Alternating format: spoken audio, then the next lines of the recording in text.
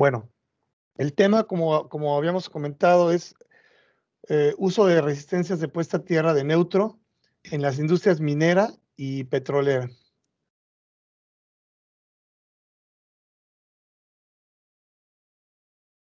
Bueno, los temas que tocaremos son la puesta a tierra de equipos.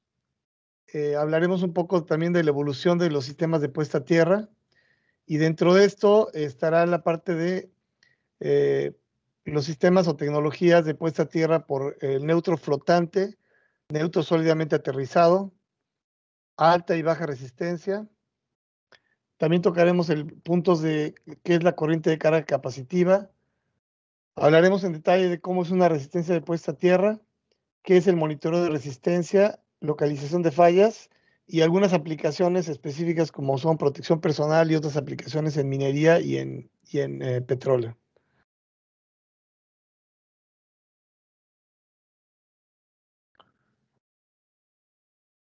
Bueno, primero voy a platicarles un poquito de lo que es megaresistors. Nosotros nos especializamos en el diseño y manufactura de resistencias de potencia. Contamos con diferentes certificaciones, tales como Ingeniería Profesional, ISO 9000, UL, certificaciones de industria y certificaciones sísmicas. Eh, Dentro de las resistencias de potencia que fabricamos están las resistencias de neutro, resistencias para frenado dinámico, resistencias para control de motores, para filtros de armónicos y bancos de carga resistivos.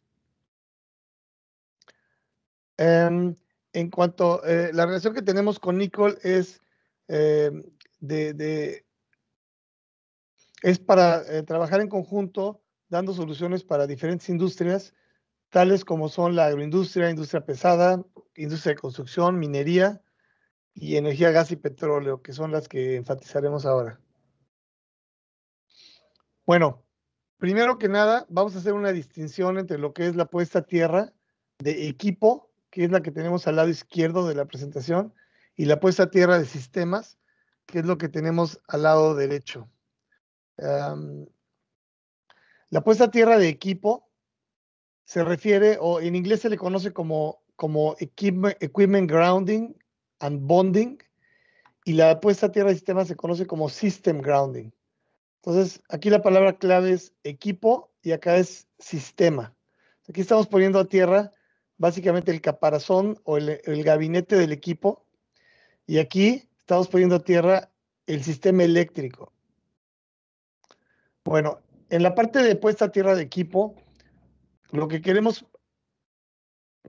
referenciar a tierra son los componentes conductores que no llevan una corriente intencional, es decir, las partes metálicas o de otro tipo de material conductor que no están diseñadas o que no fueran puestos en ese lugar para conducir electricidad, sino que tienen otras finalidades, tales como, por ejemplo, protección contra lluvia, protección contra ingreso de animales, protección personal, etcétera. Esos componentes pueden establecer accidentalmente corrientes peligrosas. Para evitarlo es necesario conectarlas entre sí y referenciarlos a equipos y tierra física. Lo vemos aquí en el esquema eléctrico. Este rectángulo punteado son los gabinetes de los equipos y, como vemos, están conectados mediante un conductor a la tierra física. Esto sería el equipment grounding. Los equipos entre sí están conectados mediante un bonding jumper o un conector entre gabinetes eh, y conectados a tierra. Por otro lado, la puesta a tierra de sistemas o system grounding, ahí estamos conectando componentes conductores que tienen diferencias de potencial intencionales. Son conductores o son materiales que están colocados ahí para conducir electricidad y van a estar intencionalmente a diferentes potenciales eléctricos. Esos componentes pueden exponerse a sobrevoltajes respecto a tierra física y equipos, y para evitarlos es necesario también referenciarlos a equipos y a tierra física. La conexión la vemos de este lado, donde tenemos el secundario del transformador con su neutro conectado físicamente también a tierra, y algunas ocasiones ese mismo conductor se eh, se propaga a diferentes partes de la instalación. Bueno, con eso concluimos lo que sería la diferencia entre la puesta a tierra de neutro y la puesta a tierra, perdón, de sistema y de equipos. Bueno, estos sistemas de puesta a tierra han llevado una evolución a partir del desarrollo de la industria eléctrica. Inicialmente, algunos de ustedes pueden quizá recordar o a lo mejor han leído que los primeros sistemas eran DC. Después empezaron a surgir los sistemas AC. Hubo, eh, hubo diferentes eh, aplicaciones para cada uno de ellos y en la actualidad el sistema más utilizado a nivel industrial es el sistema AC y ese es el que nos vamos a referir en este momento. En los primeros sistemas AC eran sistemas flotantes. Significa que ningún conductor tenía una trayectoria intencional a tierra. El problema que teníamos era que había sobrevoltajes debido a corrientes de carga capacitivas. Entonces, estos son esquemas o formas de representar sistemas trifásicos flotantes. En el primer caso es un sistema estrella y el segundo es un sistema Y. Perdón, el primero es un sistema delta o triángulo y el segundo es Y o estrella. En este caso, como vemos, ninguna de las fases, que en este caso serían los tres extremos, está conectado a tierra. La solución que se dio, la primera solución que dio a esos sobrevoltajes fue el aterrizar los sistemas sólidamente. Aquí vemos el sistema donde el neutro está conectado sólidamente a tierra. Estos sistemas solucionaron el problema de los sobrevoltajes, pero trajeron consigo problemas de sobrecorrientes. Cuando teníamos una falla a tierra, las corrientes que circulan por esta trayectoria entre el neutro, la tierra y el punto de falla podían ser de miles de amperios y eso es sumamente peligroso. La solución que se dio, como lo vamos a ver más adelante, era disparar el sistema en caso a tierra, es decir, eliminar el suministro eléctrico. Posteriormente, los sistemas evolucionaron a sistemas aterrizados mediante impedancia intencional. Eso significa poner un dispositivo entre el neutro y la tierra a fin de limitar sobrevoltajes y corrientes de falla.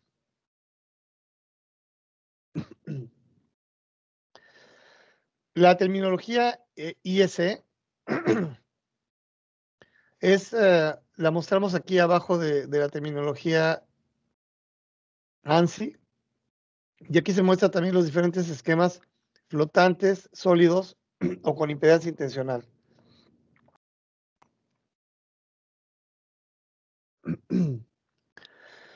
Aquí tenemos un ejemplo de un sistema donde tenemos un aterrizaje por resistencia utilizado bastante en minas. Si vemos en este esquema, si tuviéramos un problema con la resistencia de puesta a tierra, se conoce como NGR o Neutral Grounding Resistor, si esa resistencia se abriera, el sistema se convertiría en un sistema IT o un sistema flotante y el sistema va a disparar en la segunda falla. Si tuviéramos un cortocircuito en la resistencia, es decir, un conductor que se saltara de la resistencia, entonces se convierte en un sistema TNS y va a disparar con la primera falla. Bueno, en este cuadro se muestra muy a detalle cómo ha sido la evolución de los sistemas de puesta a tierra. Como comentábamos inicialmente, los sistemas eran on-grounded o flotantes. Después se pasó a solid grounded. Posteriormente hubo distinción entre los sistemas utilizados en los servicios públicos o utilities y en los sistemas industriales y comerciales. La principal diferencia es que los sistemas públicos o de servicios públicos utilizan voltajes mucho mayores para transmisión.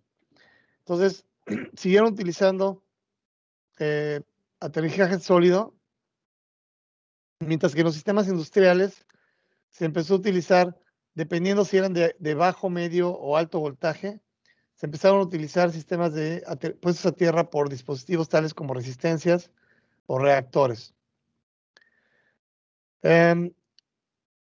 Yéndonos hasta el final de esta evolución, encontramos que para producción general, en, en equipos de 3 fases, cuatro hilos, digamos que sistemas que distribuyen el neutro, se sigue utilizando aterrizaje sólido. Para sistemas en donde se requiere proceso continuo, es decir, que cuando hay una falla no sea necesario interrumpir el suministro, se utiliza sistemas de alta resistencia. Estos sistemas de alta resistencia siempre se pueden utilizar o prácticamente siempre se pueden utilizar en sistemas de bajo voltaje. En sistemas de medio voltaje a veces se pueden utilizar y a veces no. Hay que revisar en qué casos se puede utilizar. Y sistemas de voltajes mayores generalmente no se pueden utilizar. Entonces tenemos que recurrir a un esquema de baja resistencia donde el sistema o la corriente se interrumpe en caso de falla. La ventaja del sistema de alta resistencia es que nos permite solamente dar una alarma sin tener que disparar y permite localizar la falla rápidamente. Sistemas para mayores voltajes se recomienda baja resistencia. Eh, eh, cuando esto es posible, en algunos, bueno, que es la mayoría de los casos, en algunos casos, como comentaba, se sigue utilizando aterrizaje sólido, sólido a tierra. Bueno, ahora vamos a hablar un poco en detalle de lo que es la puesta a tierra por neutro flotante. La ventaja es que no hay corriente de falla cuando tenemos una sola falla de fase a tierra. Y hay una poca probabilidad de daños cuando tenemos una sola fase a tierra. Las desventajas es que tenemos sobretensiones transitorias muy altas, son ligeramente susceptibles a fallas por arqueo, es muy difícil localizar las fallas o requiere dispositivos muy caros y requieren atención antes de que ocurra otra falla. El riesgo para personal puede ser elevado. Cuando tenemos el neutro conectado sólidamente a tierra, eliminamos las sobretensiones transitorias. Podemos localizar las fallas si analizamos los breakers que dispararon. Sin embargo, tenemos desventajas tales como que las corrientes de falla son muy altas, puede haber daños severos, poca confiabilidad en circuitos esenciales y son muy susceptibles a fallas por arqueo. Para evitar todos esos problemas, se recomienda aterrizaje mediante una impedancia. Las principales razones para utilizar resistencias de puesta a tierra son reducir efectos térmicos, reducir estrés mecánico, reducir riesgo de choque al personal, reducir efectos de arcos eléctricos, reducir caída de voltaje momentánea ocurrida durante la falla, asegurar el control de las sobretensiones transitorias y evitar la necesidad de disparar con primera falla cuando utilizamos alta resistencia.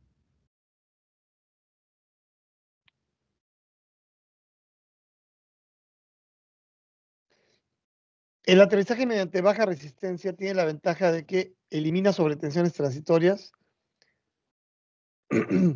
y permite corrientes de falla mayores de 15 a 150 amperios para bajo voltaje y de 100 a 800 amperios para medio voltaje o mayores para mayores voltajes.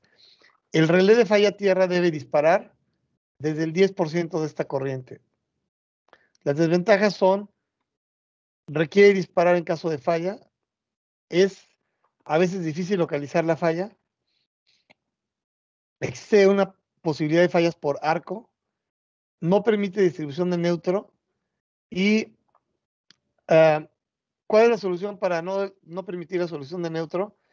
Esa se soluciona muy fácilmente solamente utilizando un transformador seco para cargas monofásicas. Entonces, lo primero que hacemos es cuando queremos utilizar puesta a tierra por resistencia, la primera consideración que debemos hacer es la conveniencia de separar las cargas monofásicas utilizando un transformador adicional. Otra desventaja es que la baja corriente dificulta el disparo y la selectividad de breakers. Entonces, tenemos que saber cuál es la corriente que necesitamos que la resistencia permita para que los breakers y los relés disparen adecuadamente. Bueno, mediante alta resistencia, eliminamos sobretensiones transitorias, eliminamos daños en caso de falla, permitimos continuidad de servicio, reducimos probabilidad de fallas por arco y facilitamos la localización de fallas. Las desventajas es que no permite distribución del neutro, requiere aislamiento mayor, requiere limitar la corriente de falla a menos de 10 amperios y requiere un proceso de localización y eliminación de falla. Es decir, este sistema, los códigos selectos permiten que cuando hay una falla se continúe con la operación, pero nos piden dar una alarma y tratar de localizar y eliminar la falla lo antes posible, de ser eh, preferentemente mediante un paro controlado. Bueno, aquí tenemos un esquema que muestra el aterrizaje mediante alta resistencia. La resistencia tiene un valor muy alto y el valor, lo que determina el valor de la resistencia es que sea un valor tal que sea igual o mayor que la corriente de carga capacitiva. Aquí tenemos representado el sistema eléctrico mediante, eh, vamos a suponer que quitáramos esta resistencia, la desconectáramos, el sistema tendría una puesta a tierra no intencional mediante la capacitancia del sistema. Digamos que cada conductor de cada fase, que como está aislado de la tierra, se comporta como un capacitor. Entonces, el sistema flotante podemos decir que está puesto a tierra mediante capacitancia del sistema. Y nosotros, para evitar los sobrevoltajes, tenemos que asegurarnos de que la resistencia permite el paso de una corriente igual o mayor que la corriente eh, de carga capacitiva del sistema. Bueno, esa corriente de carga capacitiva es aproximadamente en sistemas de bajo voltaje 0.5 amperios por cada MVA del transformador, más 0.5 amperios por condensador antidescarga. Entonces, podemos hacer un estimado rápido de cuántos amperios tenemos de corriente de carga capacitiva si conocemos los MVA del transformador y el voltaje del transformador. Para sistemas de bajo voltaje, agregamos 0.5 amperios por cada MVA o 0.75 para sistemas de 2.4 kV o 1 amperio para sistemas de 4.16 kV. Esto nos lleva a que sistemas de bajo voltaje, generalmente con una resistencia de 5 amperios, los vamos a poder poner a tierra. Sistemas de medio voltaje, generalmente va a ser menores de 20 amperios.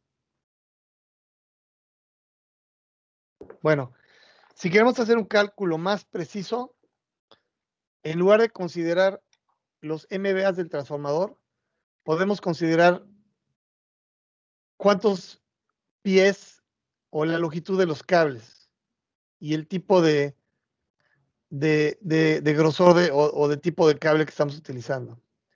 Entonces, hacemos una suma de las longitudes de los cables, multiplicamos por los amperes que tenemos en esta tabla, sumamos los 0.01 amperio por cada 1000 caballos de cada motor, y eso nos va a dar una aproximación un poco más precisa que la que mostramos en la página anterior. Y algo similar hacemos para los diferentes voltajes. Si el resultado que obtenemos es menor a 10 amperios, entonces podemos utilizar un sistema de alta resistencia. Bueno, aquí lo vemos, el esquema que mostramos antes de una manera simplificada en aplicaciones de minería y de petróleo. Em, Cuando tenemos sistemas de proceso continuo, recomendamos alta resistencia. Aquí están los parámetros a considerar para evaluar si se puede utilizar la alta resistencia o no. Eh, y el beneficio es, cuando sí lo podemos utilizar, el beneficio es que solamente tenemos que alarmar y podemos localizar la falla rápidamente. Para sistemas donde no nos interesa un proceso continuo y preferimos que se dispare en caso de falla tierra, entonces podemos utilizar un sistema de aterrizaje sólido o un sistema de baja resistencia.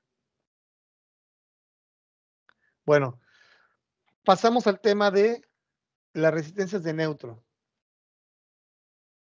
Físicamente una resistencia de neutro luce como la que tenemos aquí al lado izquierdo de la lámina. Tiene un gabinete de protección, elementos resistivos al interior, aislados mediante aisladores de porcelana o de cerámica, y generalmente viene con un transformador de corriente o algunos otros instrumentos de protección. El objetivo es reducir las corrientes de falla a tierra a niveles seguros. Esta resistencia debe ser capaz de absorber o disipar la corriente generada sin exceder los límites de temperatura marcados por los diferentes estándares. El más común es el IEEE C57.32.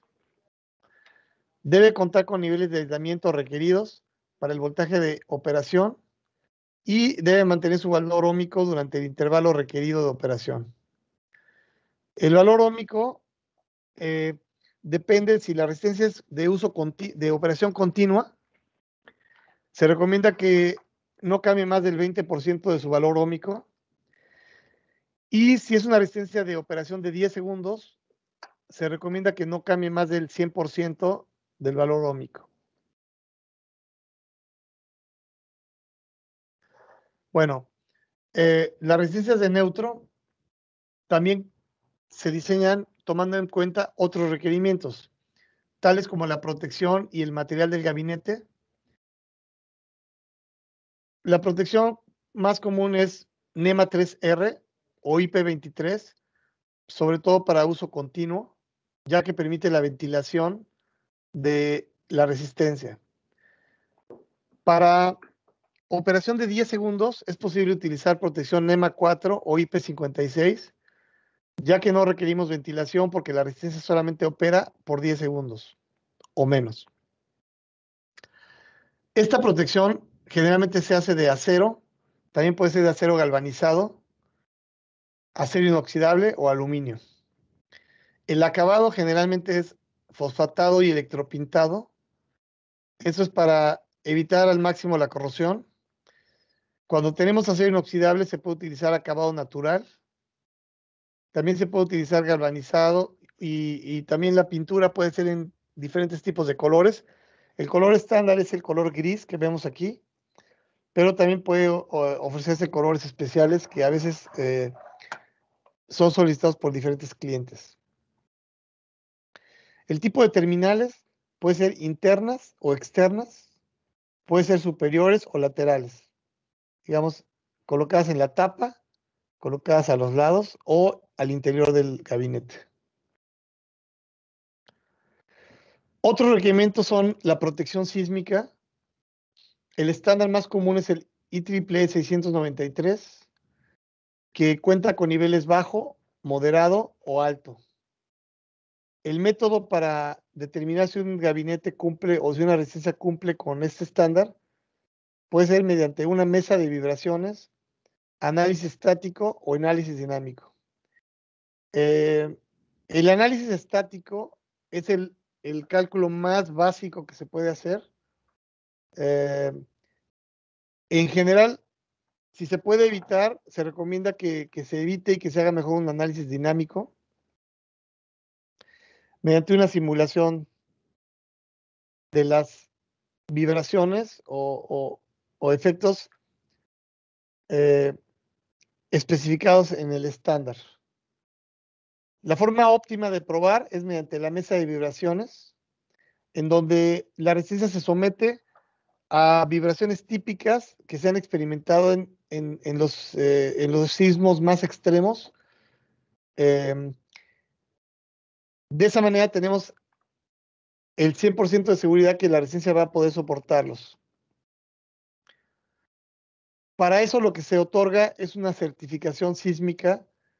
Nosotros en Megaresistos contamos con certificaciones sísmicas para todas nuestras resistencias de puesta a tierra de neutro, en las cuales han pasado por un proceso de análisis dinámico y mesa de vibraciones certificadas por una autoridad sísmica.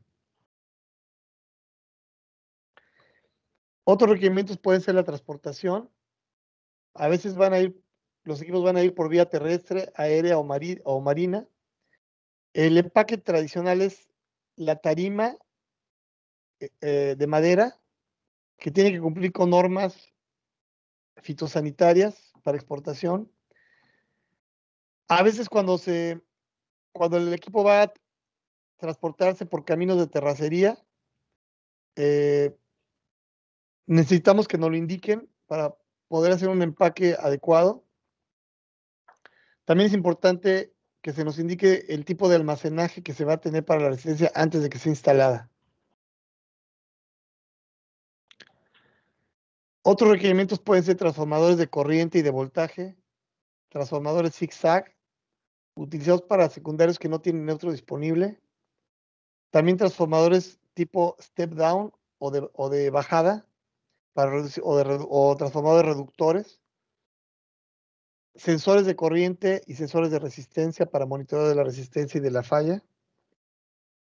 Desconectadores, calentadores con termostato, protección contra zona sísmica, derivaciones, cajas de terminales, knockouts y gland plates o acceso para los cables. También se nos pide integrar amperímetros y voltímetros, relés de falla tierra, relés de monitoreo de resistencia, interfaces de usuario y comunicaciones. Hablando del monitoreo de resistencia, lo que hacemos es monitorear la corriente que fluye por esta resistencia de neutro. Opcionalmente se monitorea el voltaje con una resistencia paralela. Eso sería lo que se conoce como sensing resistor. Y todo eso lo monitoreamos mediante un monitor de resistencia que nos va a proporcionar contactos externos para alarmar o disparar en caso de falla a tierra y en caso de falla de la resistencia. La falla de resistencia puede ser o por circuito abierto, que es la falla más común, que puede suceder cuando la resistencia se rompe, o no solo la resistencia, sino también cualquier parte del cableado entre la tierra y la terminal de neutro del transformador pudiera estar afectada. Y si ese conductor se rompe, eso es la resistencia abierta. Si hubiera un cortocircuito que saltara la resistencia mediante un conductor, eso sería un cortocircuito. Bueno, la localización de fallas la logramos conmutando periódicamente parte de la resistencia de puesta a tierra. Esto lo hacemos ya sea con una resistencia en paralelo y un sistema de conmutación o una resistencia en serie. Posteriormente, bueno, cuando hacemos esta pulsación, se va a generar una señal oscilante que se puede localizar mediante un sensor de corriente portátil. La falla se va a encontrar aguas abajo del punto en el que ya no se detecta el pulso.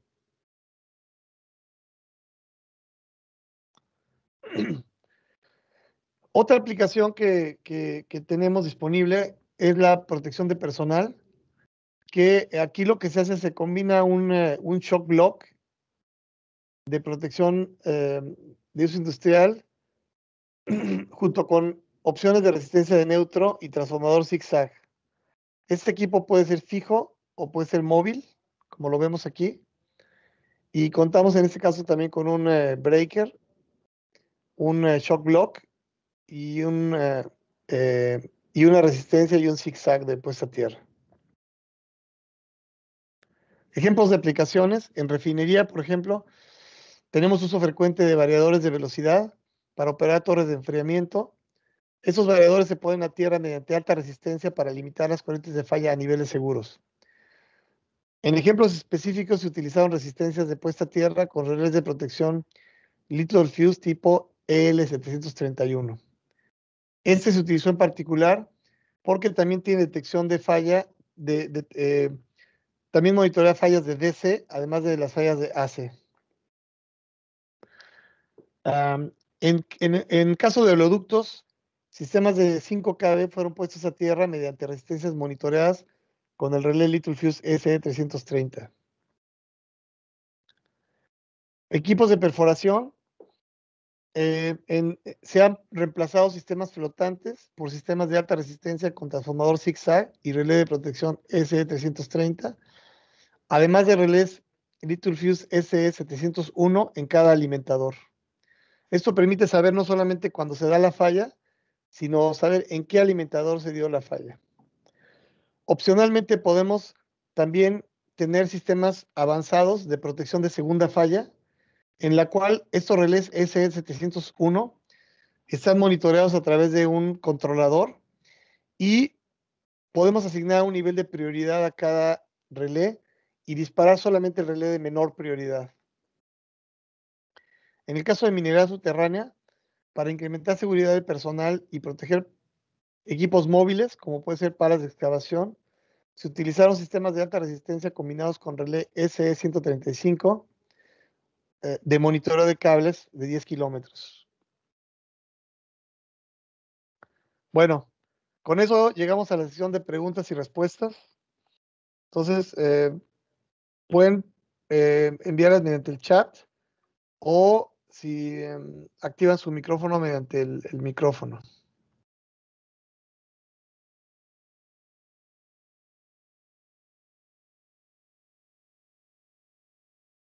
Tengo aquí activo el chat. Voy a revisar si hay algunas preguntas.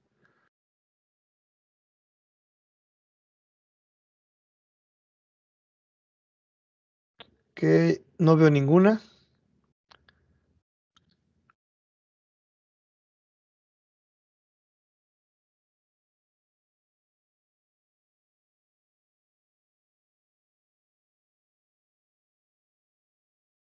Ok.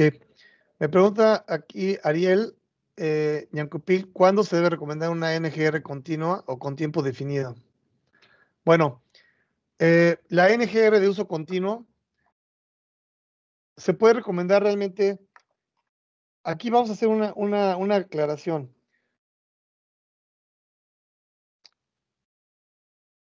Resistencia continua es una resistencia que puede soportar una corriente en forma indefinida.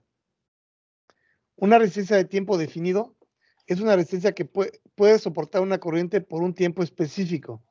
Generalmente el tiempo es de 10 segundos, aunque también puede ser de 30 o 60 segundos. Bueno, las resistencias de 10 segundos o 30 segundos adicionalmente pueden tener también una especificación de uso continuo. Por ejemplo, vamos a suponer que tenemos un sistema en el cual queremos disparar en caso de falla a tierra. Ahí lo que se recomienda es una resistencia de 10 segundos. Sin embargo, esos sistemas muchas veces tienen corrientes armónicas o corrientes permanentes.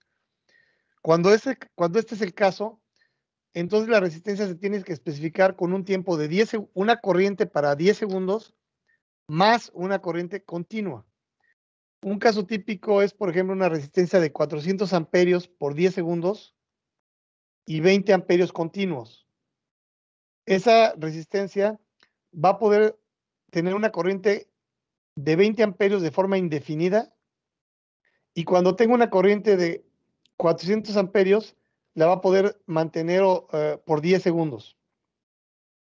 Como había dicho, sirve para que la resistencia no se sobrecaliente con las corrientes de armónicos y dispare cuando se da la falla.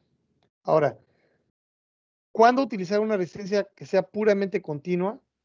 La vamos a utilizar cuando tenemos sistemas de alta resistencia, por ejemplo. Sistema de alta resistencia no va a disparar en caso de falla, solamente va a dar una alarma. Entonces la falla va a estar, la corriente de falla va a estar circulando por la corriente, por la resistencia, durante largos tiempos, puede ser horas, y entonces la resistencia no va a tener ningún problema de que esa corriente circula por todo ese tiempo. Las resistencias de 10 segundos se van a utilizar para sistemas donde tenemos relés que van a disparar en caso de falla a tierra. Generalmente disparan instantáneamente o con algún pequeño retraso. Entonces ahí una de 10 segundos es lo recomendable. Ahora, nos preguntan aquí si requieren mantenimiento las resistencias. La respuesta es que sí.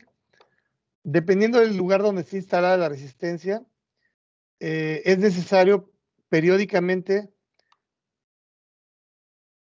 revisarla que no tenga, por ejemplo, si es una resistencia ventilada, revisar que la ventilación no esté tapada por basura o por cualquier otro tipo de bloqueo, asegurarse que tenga la ventilación correcta, revisar el interior, que no haya acumulación de polvo o que se encuentre en condiciones adecuadas, por ejemplo, que no tenga corrosión, que no tenga, que no haya ingresado algún tipo de materia como pudiera ser nieve o pudiera ser polvo, basura acumulada, etcétera. Ahora, ¿cuál es la periodicidad? Depende del ambiente en el que esté instalado. Generalmente, una vez al año es más que suficiente, pero ambientes donde hay demasiada suciedad o contaminación, se puede hacer una periodicidad más frecuente.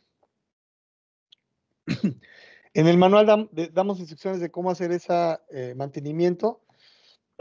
Se recomienda que, bueno, número uno, la resistencia tiene que estar desconectada por completo antes de hacer el mantenimiento.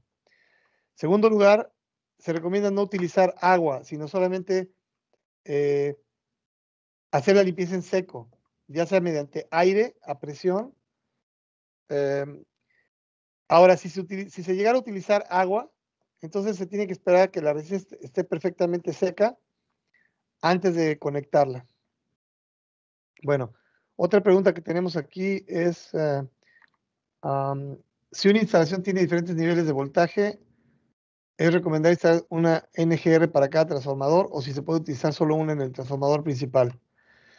La respuesta es, la resistencia solamente protege el área que se encuentra entre un transformador y el siguiente transformador. Una resistencia no protege múltiples áreas con múltiples transformadores. Cada transformador requiere su propia eh, resistencia, a menos que estén, eh, cada transformador va a requerir su propia resistencia. Eh, Inclusive, en algunos casos se puede utilizar una sola resistencia cuando tenemos múltiples generadores conectados a la misma barra. En otras ocasiones podemos utilizar múltiples resistencias y conectarlas o desconectarlas dependiendo de conforme se van conectando o desconectando los generadores a la barra.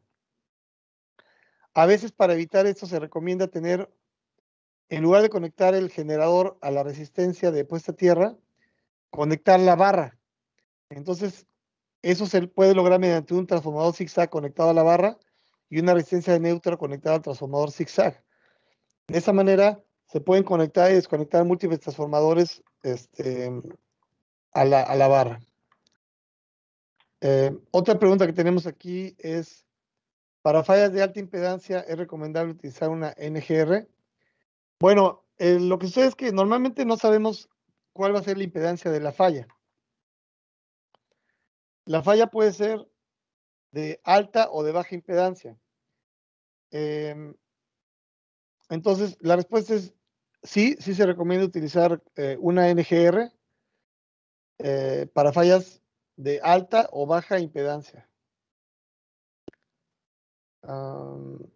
Otra pregunta que tenemos es, ¿dónde está?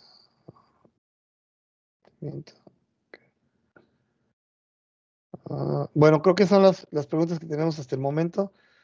Eh, si faltó, dentro de esas respuestas, si faltó alguna o no toqué algún punto correctamente, me lo pueden indicar en el chat también.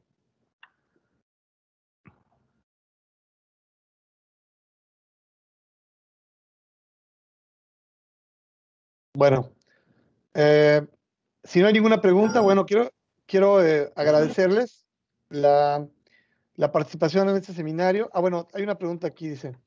Usualmente los usuarios no usan NGR sistemas de 400 o 600 volts. Em, bueno, había que revisar qué tipo de aplicación tenemos. Muchas veces, muchas veces los sistemas son sumamente pequeños y y no tiene, y no hay acceso de personal. Muchas veces se tiene otro tipo de protección. En sistemas muy pequeños, muchas veces no es necesario tener resistencias, puesto que em, por un lado es fácil localizar dónde se da la falla, por otro lado vamos a disparar cuando se da una falla y por otro lado el personal no tiene acceso al sistema. Ahora, ¿cuándo recomendamos la resistencia? Cuando queremos elimin- eliminar los riesgos que pueden provocar los sobrevoltajes, eliminar los riesgos que pueden provocar las sobrecorrientes de falla, eh, proporcionar operación continua. Por ejemplo, les voy a un caso muy típico que hemos tenido es sistemas mineros tanto en Perú, en Bolivia. Son sistemas que muchas veces han sido sistemas flotantes. Y eso se tiene porque si tenemos, por ejemplo, un sistema del que depende la seguridad del personal, por ejemplo, un sistema que suministra aire a una mina o un sistema que maneja un elevador, un sistema que tiene una aplicación de alta prioridad y de alta seguridad, generalmente se utilizan sistemas flotantes de 400 o 600 volts. Ese sistema nos da la seguridad de que cuando hay una falla, no va a disparar el sistema y vamos a tener, y no vamos a poner en riesgo la seguridad del personal. Sin embargo, ese sistema se puede reemplazar perfectamente con un sistema de alta resistencia.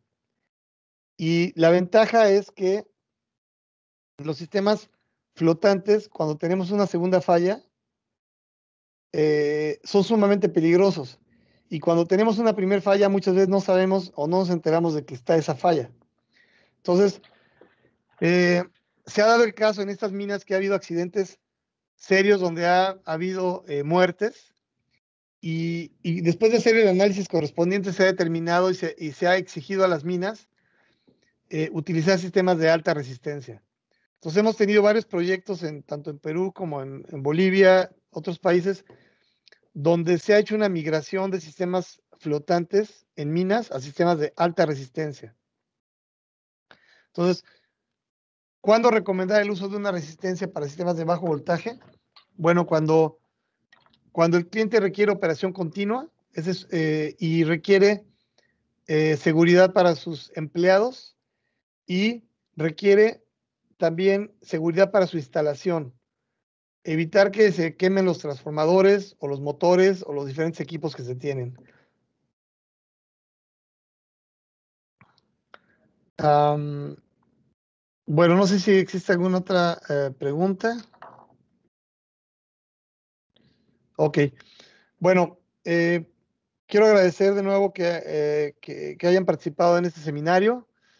Si alguno tuviera preguntas adicionales, les recuerdo que estamos a sus órdenes para cualquier consulta técnica, ya sea a través de su eh, persona de contacto de ICOL o directamente con nosotros de ser necesario. Contamos con algunos documentos técnicos que les podemos proporcionar y con apoyo tanto para hacer cálculos de esas resistencias o especificaciones técnicas. Sin más, bueno, me despido, agradezco de nuevo y y me pongo a sus órdenes. Hasta luego.